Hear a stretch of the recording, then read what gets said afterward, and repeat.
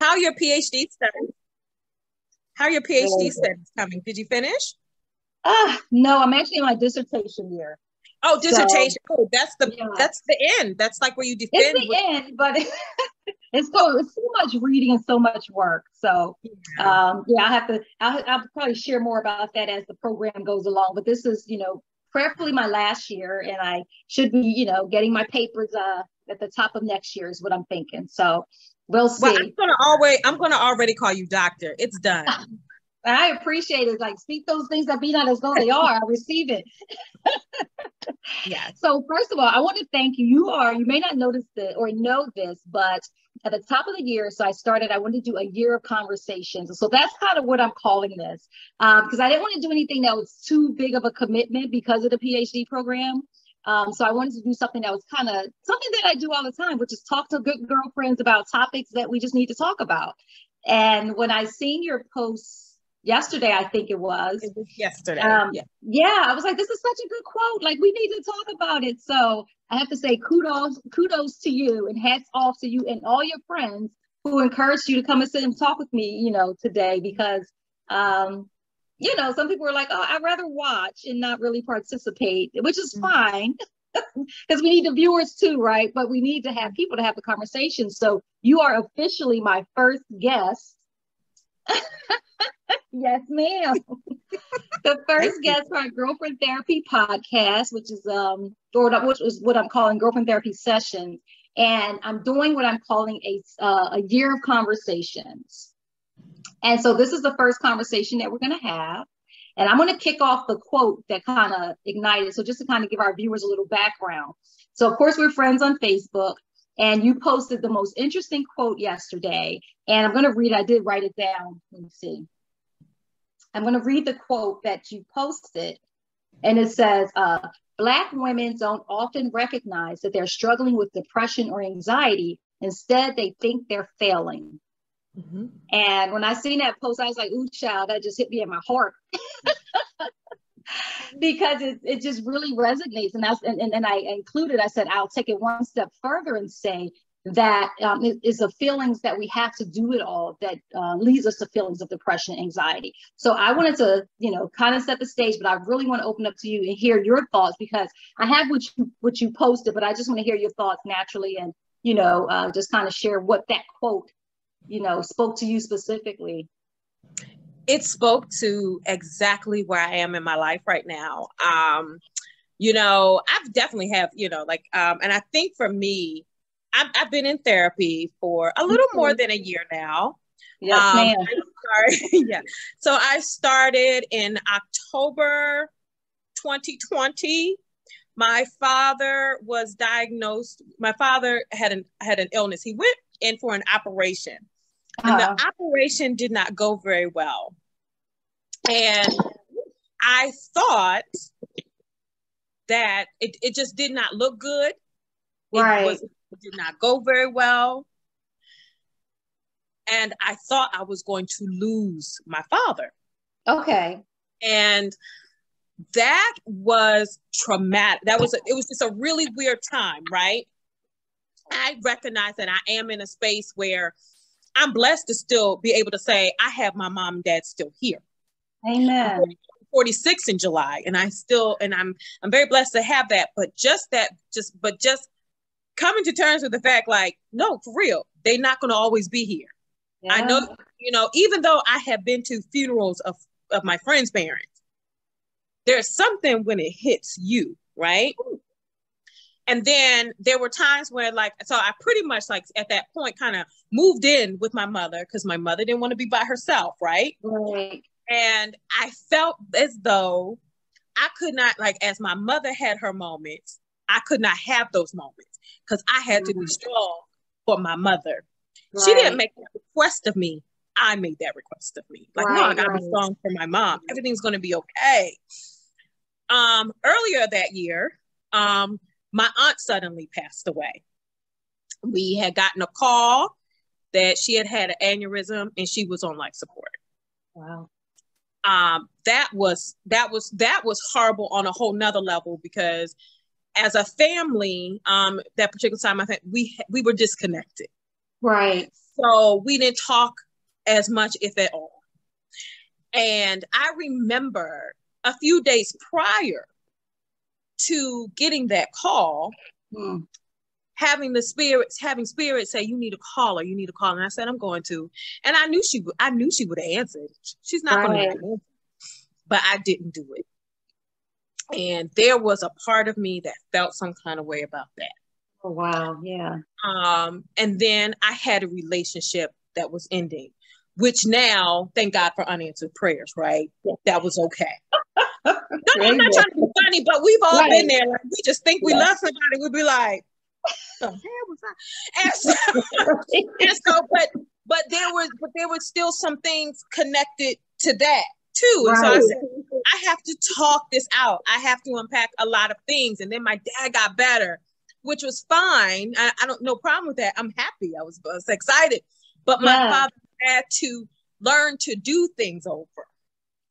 And there was stress. I saw the stress that he was under, that he felt that he was under. The stress that my mother felt it was under. And it's just like, it just reminded me, it's like, wait a minute. I just have a lot of things to unpack. But back to what you were saying, and so anyway, like this year, I have this, there's something in my soul that's just like, I know we say this every year, oh, this is going to be my year, right? But there's something that's in my soul, that's burning in my soul, that this year is going to be a little bit different. And there's just certain things, there's certain things I'm going to do for myself. This is a year I'm going to give myself a chance. Amen. And I love it. Myself a chance looks like so many different things. It looks like, giving myself a chance says, I can't hold on to things. Right. I got to let things go. Relationships that don't serve me or don't want to serve me. Situations, and just different things like that. And I think what happens is that we as Black women, we just feel like we have to do everything for everyone. It is when we do something for ourselves that those feelings set in. Like when we feel guilty. Or we feel ashamed, like, well, if I go get my nails done, maybe I can't, maybe my child can't have sneakers. Now, and I have friends who are single parents. I am a single woman. I've never been married and I don't have children. But I often think about, I'll tell you, like with COVID, I see my parents a couple days a week, sometimes every day. Right. I don't feel it's responsible for me as much as I want to go out and have a good time. I don't feel it's responsible of me to go out and then potentially bring it back home to my parents. Right. And so I think that what happens is we as Black women, that we have to learn to choose us. And I'm not sure if we were ever taught that. Yeah. I'm not sure if we were. I believe we were taught to be independent. And I believe it's a really weird dynamic with us. I believe like my mother and father were married. They still are married. But my mother raised me to be an independent woman and an independent thinker. She never raised me to be somebody's wife and mother. Wow. Like she didn't. I mean, we had this conversation the other day. But most Black women don't. And I think we are raised to be prepared for a world that just doesn't see value in us until you need something. Right. Until you need some votes. Until you need to be a change agent. And that's true. And it's just like, and so I think like inherently we're tired. But we just have to make a conscious decision to just choose ourselves. Right. And it's so I don't know what it looks like for everybody. I just know what that looks like for Erin. Right. Now I'm curious to hear what some of those things look like, if you don't mind sharing, but so many things that you said has resonated with me. One, I lost my mother at the beginning of last year. So we just on Sunday was her 1 year, 1 year since she passed. And I said, okay, Sunday, I was like, I'm just gonna, stay in a space that's familiar. So I sat on the couch and I watched old movies all day. That was all I could, all I could stand for that day. But it was being in that familiar space. And my mother was a single mother. She raised 4 of us. And so we were, you know, three daughters, one son. So all, especially the girls, were all incredibly independent. And so I've been married, as you know, for 30 years, and it took me Y'all so time. cute. Y'all Thank so cute. That. That's that Black love I want to talk about. None of these tragic Black love stories. I want that. Right. But I'll tell you, even in that, I had to learn that I didn't have to be as independent. And so that's like a whole other story when the Holy Spirit really was like, it's like, well, I feel like I'm doing everything. And the Holy Spirit's like, but you don't have to. And then that realization that, okay, I don't have to do it all. And I can step back and let my husband be, you know, help and do stuff, right? But then another piece that you talked about is the fact that we're not taught to I guess, lean on people or depend on people, which is you're right. And it is such to detriment to our health and our mental health specifically, because I think, you know, with COVID and everything else, if it didn't do anything else, it has, at least for me, it has revealed how exhausted I am on every level, right? You know, exhausted with putting the smile on and just trying to, you know, press through and just trying to do it, you know, without complaining and all that stuff. And so now I think for a lot of us, we're kind of taking a step back and like, okay, I don't have to do it all. That's right. And you know, like you, I actually, you know, did counseling for like therapy for years. My husband and I, you know, are empty nesters. So we first went to counseling when our last child went off to college. And we both had these two different ideas of what the next phase of our marriage was going to look like, the next phase of our lives. So we went to counseling, you know, for marriage counseling. And then after that, you know, we both kind of continued on independent counseling. And it was incredibly beneficial. In fact, when my mother passed, I was in counseling at the time. And so that was very helpful for me to kind of navigate and deal with her passing. But I think one of the things that really hit me, and for me, when I responded, it was kind of like the feeling of having to do it all that leaves us feeling, you know, the depression and anxiety. So it's kind of like that question, what comes first, like us doing it all or the depression and anxiety that makes us feel like we have to do it all? So it's almost like, you know, two different sides to the same coin, if you will. I mean, at the end of the day, it's this mindset of feeling like we have to do it all. Right. And then the feelings of, you know, depression, anxiety, when we realize that we're wearing ourselves out trying to do it all. Yeah. And I know that one of the things I'm doing is like, I had come to the terms, it's just like, okay, I'm going to move back home with my parents. Oh, wow. So wait a minute. Right. I'm moving back home because I really, there's so many things I want to do and I can't do them. Right. So I was a government contractor for a number of years and I got laid off from there. And I ended up getting a job with the state of Maryland. I work at Coppet. And let me tell you something, you know, it's like your parents say, get yourself a good government job, right? So I got myself that, but it's definitely been a challenge, right? Because I'm not making as much as I once was. And I put a lot of pressure on myself to make sure I can maintain my own space. Amen. And like down to even taking up part-time jobs, whether I'll be teaching or I even took up some census work at one time. Just doing it, and it helped, but it wasn't sustaining. Right. And I had to have a conversation with my father maybe about 2 months ago, and I was like, so we need to talk because I can't afford this. Like this has been harder. Right. And I felt the weight on me. I felt it. And I remember my father saying to me, he was just like, well, why didn't you say something sooner? You could have been here. And but that had nothing to do with him. It had everything to do with me. Exactly. Because I was doing it. And we just have to be, it's about being kinder to ourselves. It's about not self-sabotaging. It is a series of things. And I know that what it looks like for me is I'm going to speak up. So if something does not seem right or feel right, I'm going to speak up if I find it necessary. Right. Sometimes you don't have to speak everything. Sometimes you just need to be put on notice. You don't always have to say. Right. I'd be like, okay, I peeped that. Like, you know, if I'm not comfortable with something or someone or something, I remove myself immediately. Right. You know, so I say no. I have learned, I'm working on saying no. Yes. Um, well, I'm also, trying to hone crafts, right? So I have a bachelor's degree in journalism with a minor in political science. Oh, And wow. people always depend on me to write things for them or to edit things.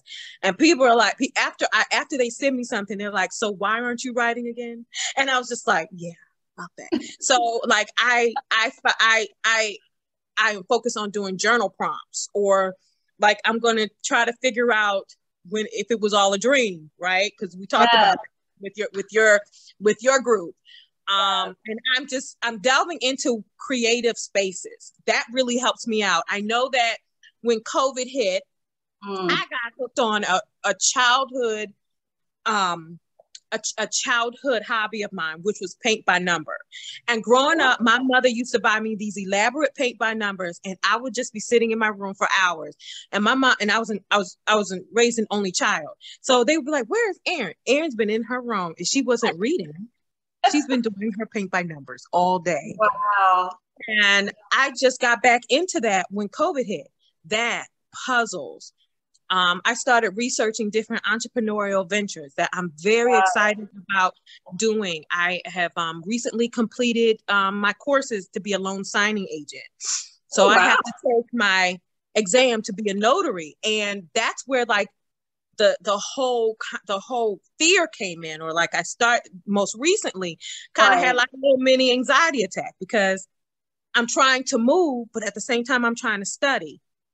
And so that's where the concept of rock, pebbles, sand came. Okay. So I was having the conversation with my girlfriend, Dawn, and I said, Dawn, I don't know if I can handle this.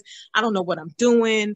And she was just like, well, what are your rocks and what are your pebbles and what are you saying? And I said, I love what? it.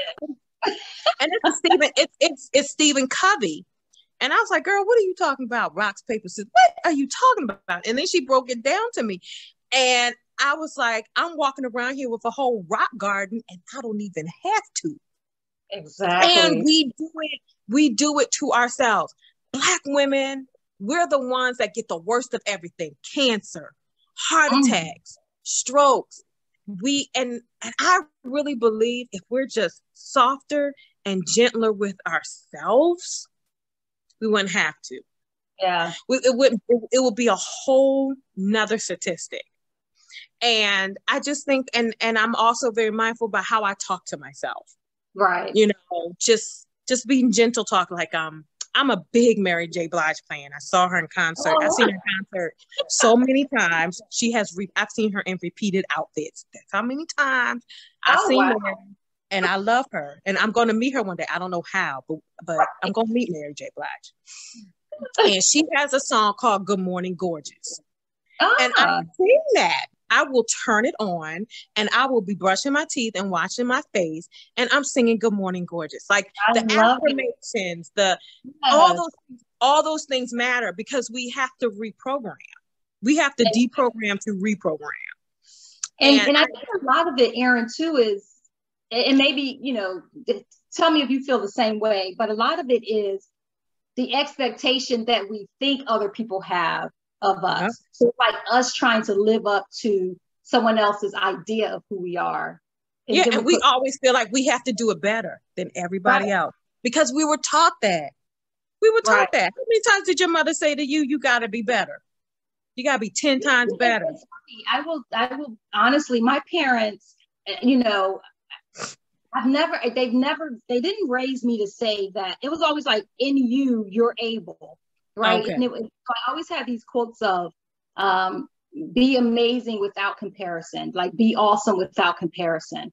And so I think I'm my biggest critic, you know. Yeah. And so I think that's for me, that's a part of it, because it's like, okay, if I feel like I can do anything. First of all, I'm a young as a 4, and not just that my parents esteem me, but my siblings did as well. So I'm always feel like there's nothing that I cannot do.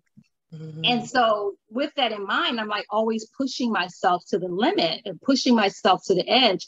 And there was a season where I had so much going on and people were always like, oh my God, you always got so much going on. And it's like, but I'll share this to paint the picture a little bit clearer. When I was in therapy I think the year must have been 2018. Yeah, 2018. It was a lot going on. I was really stressed out that whole year. Came down to the last quarter of the year, and there was like things that I wanted to accomplish. One of the things is I wanted to finish. I was working on my third book.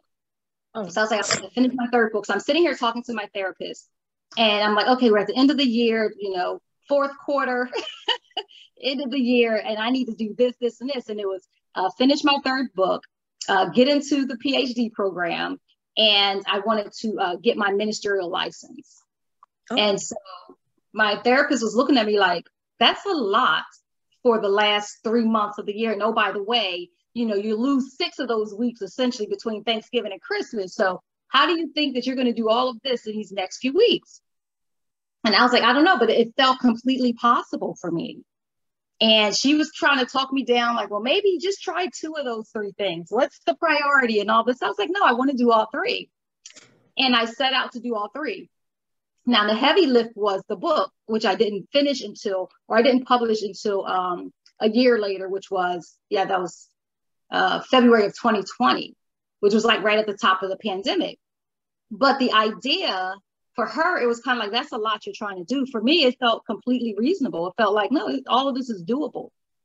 But that's how I think a lot of us look, it's like, oh, I can do this, this, this, this, this, and we don't think about the time or stress or pressure that it's going to take. I was just replying to like my professor. We have to, do an introduction every semester. And I was in my introduction, I was like, yeah, I'm loving the program. I'm like, I don't cry nearly as much as I did, at the beginning of the program, but I literally cried. Oh, that's called growth. Yeah. But it's like the pressure of it. You just learn to, to push through. So even to your point where you talk about the health issues that come as a result of us just pushing through, I would like to see us, kind of like what you're doing, where you're saying, I'm really being honest with myself and I'm looking at myself and I'm putting things in place that speaks to you and that, that resonates with you, right? And you're not doing things for the sake of other people or other things. So I love everything that you're saying is like really, really resonating with me. And I'm imagining that, anybody that will hear this will listen and it will resonate with them as well. So this is really good. Oh, that's wonderful. But, I just really think we need to be kinder to ourselves. I can't emphasize that enough. Right. Treating each other, even down to how we treat one another. I realize we're in very delicate times right now. And one of the things that I'm very cautious about is how I interact with people when I go out. And I always make sure I keep 6 feet, sometimes, and sometimes if I make eye contact with someone, I always speak, I always say hello, because I believe that hello, that energy can still make such a big impact. Absolutely. And I believe that we are all really trying to figure life out right now. Right. And it's tough, Yeah. but I think it really does start at home. It starts with us. Exactly. And once we really choose to be a better version of ourselves, the world is going to get a better version of us. But it has to be a choice. It definitely has to be a choice. And I just really want to be a better version of myself. Amen. And I just owe it to myself. I got some great news today. And I want to create greater possibilities for myself. And I often think about what if God's been waiting for me the whole time? What if all this stuff has been in me for a long time, which I believe it has. That's neither here nor there. And God is sitting on a cloud somewhere I wish this girl, Erin, would just do what I color. And just the level of, and just that right there, knowing, and that's where faith is very important too. And not everyone is a believer, and that is okay, you know, but you have to find something that is your base. Absolutely. You know, you have to. I know, like the winter's a little tough for me because I'm not a big fan of the cold, right? But I love the spring and the summer. I'm a summer baby, and I love some of the fall. And I love going to, there's a it used to be Robert E. Lee Park. I don't live far from there. I forgot what it is now, but I absolutely love going there when the weather's nice and just taking a walk. And sometimes I would do the trails because they have the different walking trails indicated by color. Right. And but sometimes I'll just go and I'll sit on the bench and just listen and watch the waterfall. Like, you have to find things absolutely that are a reflection of the peace that you are desiring. If you don't, you will be that person. You will be failing. Yeah. Because you're not handling you. Exactly. And you're not handling you. I always say that you have to manage yourself, and that's the same as like handling you. Like when we are really in tune with ourselves and we really understand those things, like we know when something doesn't feel right. We do. You know? And I always feel it in my stomach. I get very upset, or like, it's like, I don't know. I tell this joke all the time. I had an ex, and he would just lie. The little boy would lie. And I was like, and I won't tell you what I said because, you know, I don't know who you can listen on this podcast. But I was just like, I remember you was a liar, bleep. Like, I was like, my stomach could tell when he would open his mouth and say, Nick, I'm sorry, Negro, you is a liar. And to this day, whenever someone is not telling me the truth, I don't feel comfortable, I'll always feel it in my stomach. Oh, wow. So that's good. And that's good, because when you realize it, then that's just it's like you're how do you say, like in a wilderness, most other animals, they have like those senses that help them to navigate the wilderness. And when we recognize what those things are for us, then we can, you know, it helps us to be able to navigate. And like you, I lean on faith a lot. Like that is my. I lean on faith. I lean on faith a lot. Yeah. And I do a journal. I journal when I can. That's very relaxing. Just getting some feelings out. Yeah. You know, and just my grateful journal. I love, you know, if I write down what I'm grateful for. I have this thing where, God forbid, if something were to happen to me, they'll see what I'm grateful for. Right. I want them to be like, oh, look, I found all these journals, and all she talks about is how much she loved us, like that, you know, like, or how grateful she was for the sunshine, you know, like just something like that. Exactly. I need to get better with that, like the gratitude journal. I don't do it every day. I'm working on it. Right. I don't do it every day, but you know, I will write. I was just like, you know what? Like there was like this morning, it wasn't as cold out. And I was like, oh, thank you, Lord.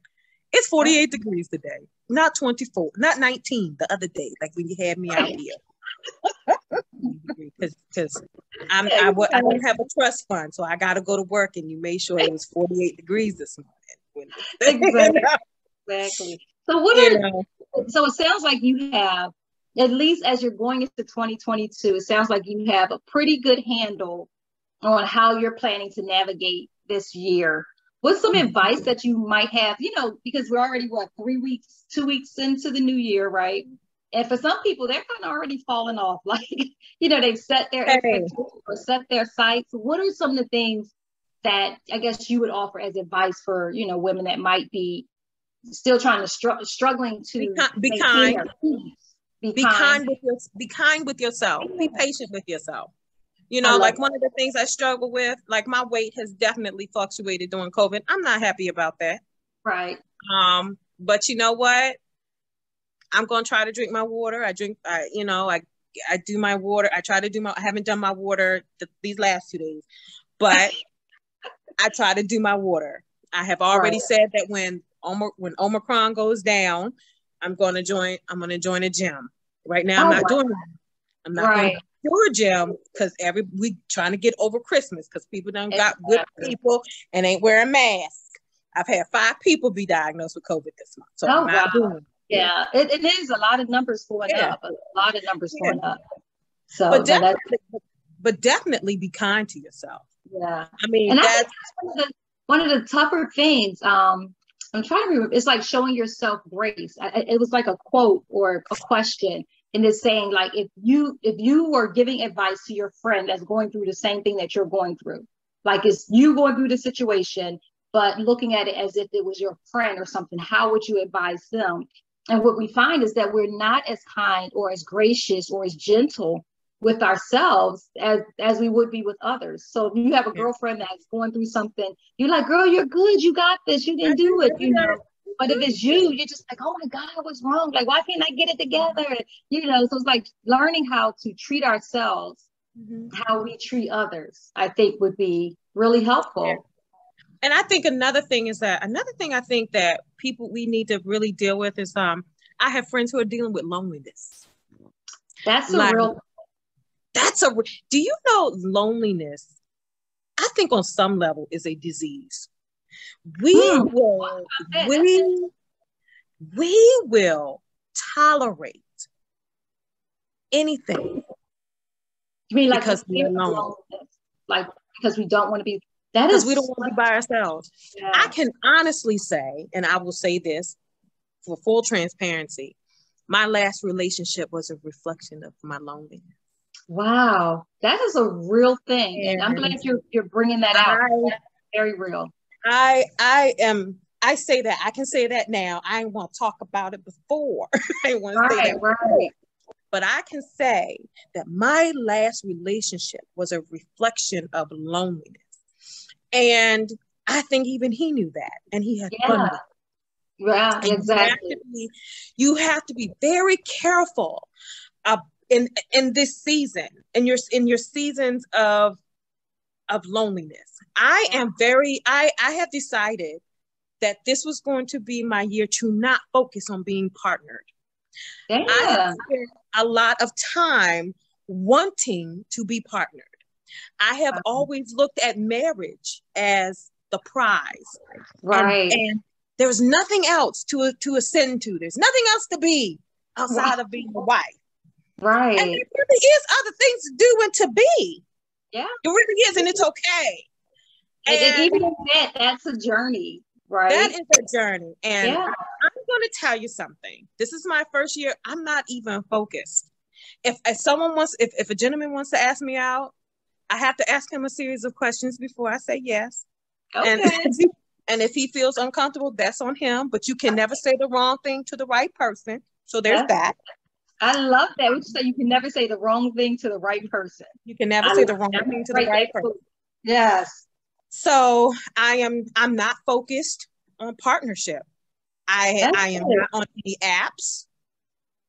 I am not doing any of that. I am strictly focused on me. I've never done it. When I was in graduate school, I was dating everybody under the sun, but still getting my work done. But I still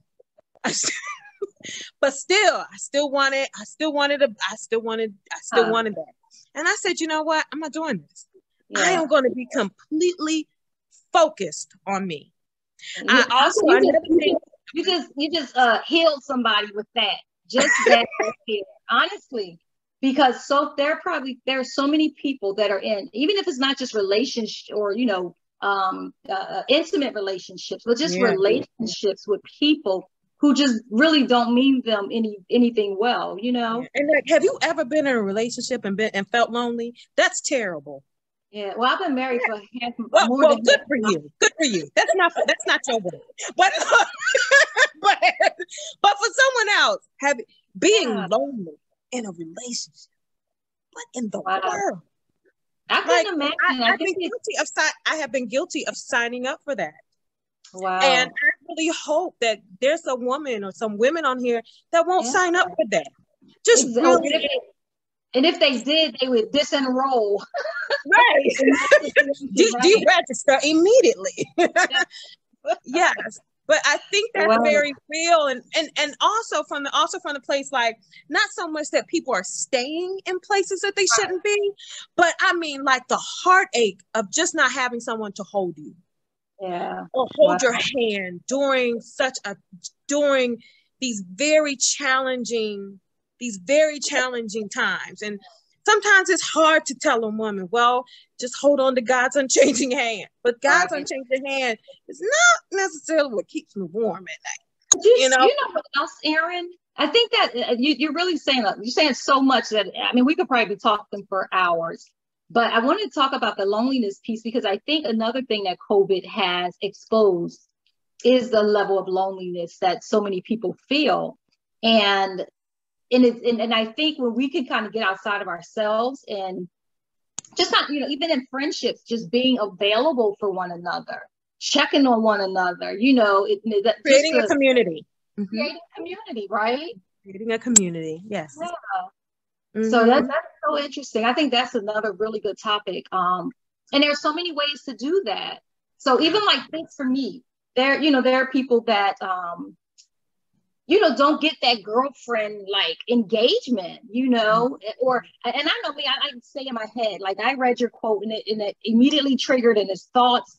And I was just like, oh, I want to talk about this, because I think it's something that people would really want to, like, especially we spend so much time on social media and you're seeing quotes, and I know I have conversations with myself. I'm just kind of like, oh my God, that's a really good quote. Or I might write it down, or I, think about it, because it triggers some kind of thoughts for me, or some kind of feelings or emotions. And that's why I wanted to kind of capture it in a bottle, if you will, where we can just kind of have this conversation. And that, I always use this term, and people kind of frown upon it because I am Christian, but it's like you're breaking spells, because we don't realize how people are under such influence of things. And you can say something, in the church, we call it getting set free and delivered, right? Right. But it's breaking spells as well, because we don't realize how we move in certain circles based off of some other stuff that's going on back here. And then when someone says something, it triggers that, ooh, okay, why did I respond to that? And then you have to start thinking through that thing and getting set free from whatever those thoughts or patterns or whatever it is, kind of getting set free from that, so that you can start doing things differently. And you've taken such a approach. You said, look, I'm going to assess myself and start doing things differently, because I'm being real with myself. Like, I don't need anybody to point and say, hey, you. I'm doing the pointing to myself and saying, hey, and all of us, I think, have to make that a practice, to kind of really check in with ourselves. But it goes back to being gentle with ourselves, but being honest with ourselves as well, right? Yeah. And it goes back to forgiving yourself, saying, you know what, that wasn't cool, but you know what, now the more you when you know better, you do better. Exactly. Right? Exactly. And that's okay. And it's okay. But I think that's what we need. We just need to just continue to just give ourselves, that pass. It's okay. It is okay. I love that. His mercies are new every day. Every day we get a fresh start. Yeah. And whatever we did is thrown in the sea of forgetfulness, right? So therefore we get a new start every day. You get that new start every day. We have to give ourselves. And so that you have to do it for yourselves. And that's another thing. A lot of times we don't see ourselves the way God sees us. And we don't believe the things that God tells us about ourselves, right? God loves us. And here we are. Yeah. Here we are living our lives as a reflection of not whose we are. Right. And we let even when we do, because I know for myself, even when you do get into that space and that confidence where you're just like, I'm doing because God said, and then people are like, well, why? Like, people will start putting that. Share everything with everybody. Right. That's what I keep hearing. But I get so excited. I know. I get it. Like, I know I get excited about stuff too. I shared with someone. I said, I told him, I said, I'm moving back home. I just want to save for my house. I just want to move forward. And it's really big and important. I want to purchase a home. I do not want to rent no more. None of it. And you know, she said to me, young lady said to me, she was like, well, you do know that the housing market is just going to be worse this year. And I was just like, no, it's not for me. Not for me. Because I said, as far as I'm concerned, there's a foreclosure with my name on it within my price range. But I got 4 or 5 bedrooms just waiting for me to move in. Yes. And maybe I might have to fix up a bathroom. Yes. I might have to fix up a bathroom or two. I might have to paint a wall or two. But guess what? I'll do it. Because I am a part of Design TikTok and I know how to DIY. There's that. And she just looked at me like I was crazy. Like, I guess she did. And she said, well, you don't think the rules apply to you? I said, nope.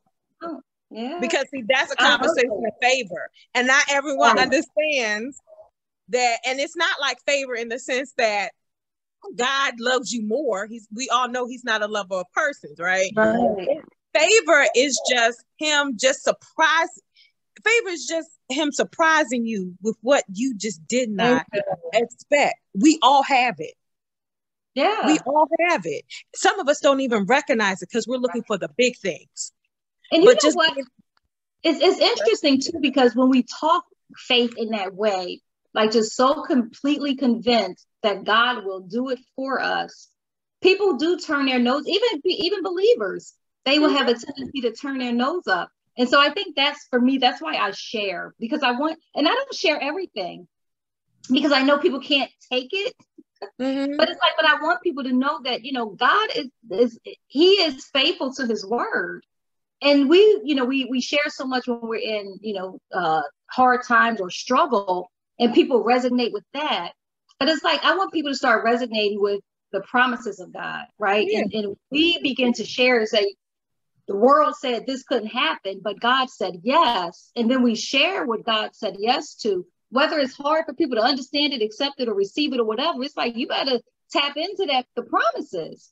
And so that's why I share, not to sound boastful or anything like that, but just to say, God said and God saw, and his word will not return void. Like the things that God has allowed me to accomplish, it's like you go into it with prayer, and I don't even have like my own expectations. I'm just like, okay, Lord, whatever this will be, may you get the glory out of it. But we're so afraid to share not only what God has promised, but what he's done. We're so not even afraid or ashamed. We don't know how other people are going to receive it or what other people are going to think about it. So we don't want to share it. And I think we just have to kind of get away from that. And that's how my approach, like I celebrate the blessings. I share the blessings, and I just, I pray that people will receive it, because even in the difficult times, it doesn't mean that your life isn't any less difficult. It doesn't mean that the mountain isn't still the mountain, and the climb isn't still difficult. But it's like you approach it with a different mindset. And I think that's the key for me, is helping people to get to a different mindset as they, encounter the different things that you encounter just through life. And that sounds like to me what you've done. You're saying I have a different mindset. And that's a beautiful thing. How they say you change your mind, you can change your world, you can change your life. That's that. And it's just like, I don't, and if I have a moment or what have you, I have friends I can call, be like, okay, I just need you to hear me out about this. I just need to get this off my chest. And you know what? I get it off and I feel better. I'm encouraged. They can call me for encouragement. I can call them. And then we just move on. We just move on. But, people evolve and situations change all the time. But you have to be able to maintain that outlook. Another thing that I do, and I don't know if I mentioned this, is that I'm really big on, I love Nina Simone. And Nina Simone has a quote that says, if love is no longer served at the table, get up. And I go where I am loved. Yes. I don't want to be around a whole bunch of people that don't like me. And I remember being that person, like I wanted everyone to like me. And I was hurt when people didn't. And I saw a quote that said, as I am a magnet for attracting those that do, I'm going to repel those that don't. So it's going to work both ways. Yes.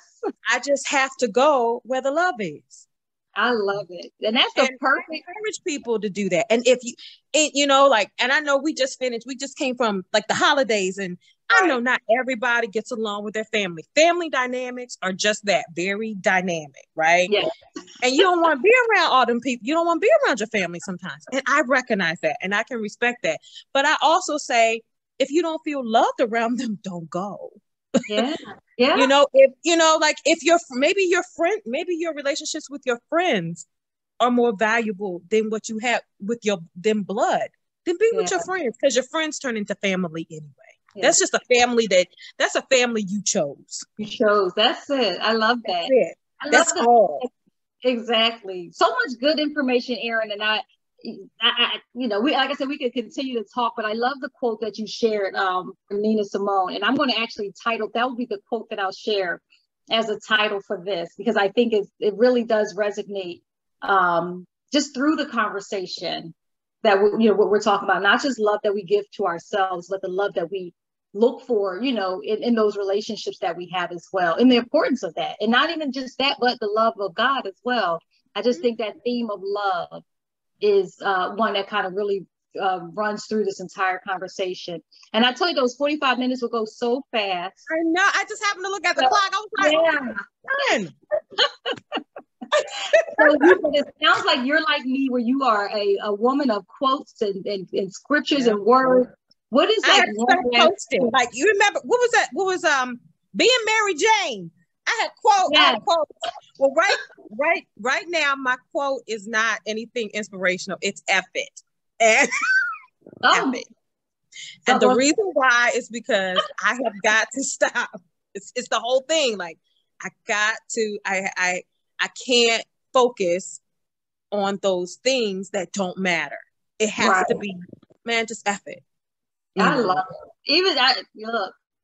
It's on my mirror, it's on my bedroom door, and it's on my door when I go out the house. Oh, wow. Wow. Well, it has been such a pleasure. I knew that, you know, that the time would go by quickly, because you know, even just following you on social media, you strike me as someone who is so in tune. So I knew that the conversation would flow. And just the fact that you were like, I'll do it, you know, and it was like, okay, I have a space. I would love it. I'm like, that's what I'm talking about, because you have something to say, right? And and that's really what this is about. It's not about, you know, no pre-packaged, no pre-planned. So that was beautiful. I was so encouraged when you were like, I was like, yeah, I mean, you know, space tomorrow. You were like, yeah, 6:30. Like, perfect. So yeah, because I get off at 5. So I was like, at least get me home so I can get home, get something to eat, just kind of relax and just chill. And then, yeah. Exactly. Well, it has been an absolute pleasure. I'm going to go back and listen to it, because we have so many nuggets. And I'll definitely, you know, let you know once it's posted and everything. But I'm going to, like I said, that Nina Simone quote, I think is key. Okay. So we're going to stick with the Nina Simone quote. And so I'll definitely send it out. But I thank you so much. You're welcome. Thank you so much. And if you get a chance to go over to the, you know, Master Storyteller session and do your story, that would be awesome. But if not this week, I'm still trying to figure out what to say. I just don't know, because you said it has to be true, and I don't know. It's like so many stuff has happened to me. I wish was a dream and it wasn't, and I don't know. And I don't know. Well, you know, I think that's one of the prompts as well, because this one is, I was so glad it was a dream, but there is another prompt, I wish it was a dream. So you might, whenever we pull that card, that might be, you know, be the one for you. I'm so glad for that. Exactly. But thank you so much, Erin. It has been an absolute pleasure. And we will definitely catch up soon. And I look forward to, you know, sharing our conversation and seeing how it bless others. Okay. Well, you too. It's nice finally connecting with you. I hope we meet in person one day. Say that again. I said, I hope we meet in person one day. It was nice connecting with you. You as well. And I'm sure we will. We'll have to make it a point to do that. I'm down. All right. Take care. All right. Bye-bye. Bye.